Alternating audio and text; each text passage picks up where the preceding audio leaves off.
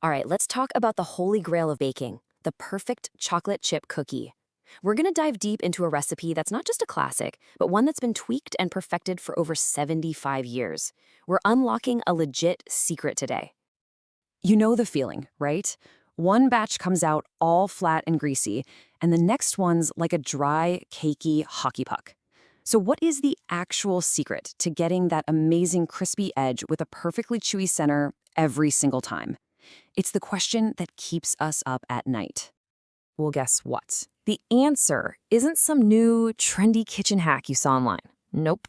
It's been hiding in plain sight in a recipe that the Betty Crocker test kitchens have spent decades obsessing over.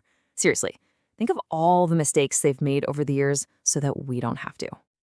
Okay, let's get into it. To really understand why this recipe is so bulletproof, we have to jump in the time machine and see how it got here. Can you believe it?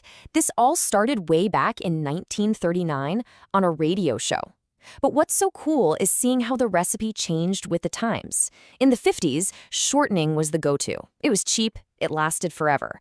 Then, of course, margarine had its moment. But now, today, after all that trial and error, science and our taste buds all agree on one thing.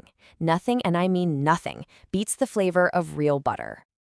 So here's the thing. This recipe isn't just a random list of ingredients. It's a super carefully balanced formula.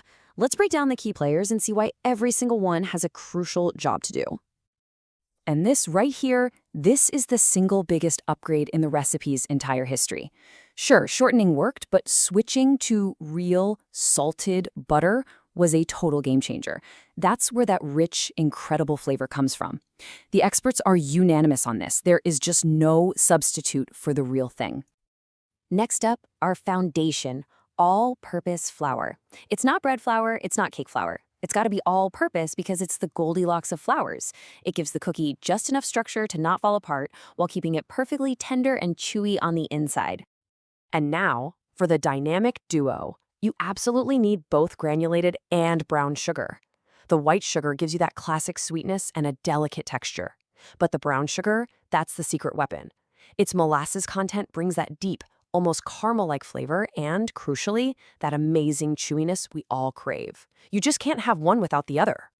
So what about the egg? Well, they didn't just guess. The test kitchen tried different amounts, and after tons of baking, they landed on one single large egg. It gives just enough lift and structure to create that perfect cookie shape, but not so much that it turns out cakey. It's all about that perfect balance. All right, we've got the what and the why down. Now let's get to the fun part. The how. Let's walk through the 5 simple steps that have been perfected over all those years. And that's really the magic of it all. Decades of baking science and thousands of cookies have all been boiled down to just 5 foolproof steps. I'm serious, anyone can nail this. Okay, here's the playbook. Step 1, rack in the center of the oven. Super important for even baking. Step 2, and listen closely. Use softened butter, not melted butter, and really beat it with the sugars till it's light and fluffy. This is a big one. Step 3, don't go crazy mixing in the flour. Just stir until you don't see it anymore. Overmixing makes tough cookies. Step 4, one sheet at a time, trust me. And finally, step 5, the pro move. Let the cookies cool right on the hot pan for 2 minutes. This little trick sets the center and gives you that perfect chewy, crispy combo. Okay, but what happens when things go sideways? Because let's be real, it happens to the best of us. The Betty Crocker team has heard every complaint in the book, and they've got the answers. Ah, yes, the #1 cookie tragedy. The dreaded flat, greasy cookie that just spreads into one giant, sad pancake on the baking sheet. Why does this happen? According to the pros, there are 3 usual suspects. First, just like we talked about, your butter was way too soft or even melted. It just turns to liquid in the oven. Second, you used a hot cookie sheet from the last batch. Total rookie mistake. Always let it cool down completely. And third, you might have measured your flour wrong and not used enough, so the dough just didn't have the structure to hold up. So on the flip side, what about the opposite problem? You've got this dough that's super stiff and dry, and the cookies barely spread in the oven. They just sit there like little rocks. 2 main culprits here. #1, and this is a classic mistake, you packed your flour. If you scoop your measuring cup right into the bag, you're using way more flour than you think. You gotta spoon it into the cup and level it off. The other possibility, you used a medium or small egg. This recipe is built around a large egg, so a smaller one just won't add enough liquid. Okay, so once you've totally mastered this classic recipe, this is where the fun really begins. It's such a stable, reliable base that you can start playing around and making it your own. And here are some officially approved ways to customize. If you want a heartier, nuttier flavor, swap in a little whole wheat flour.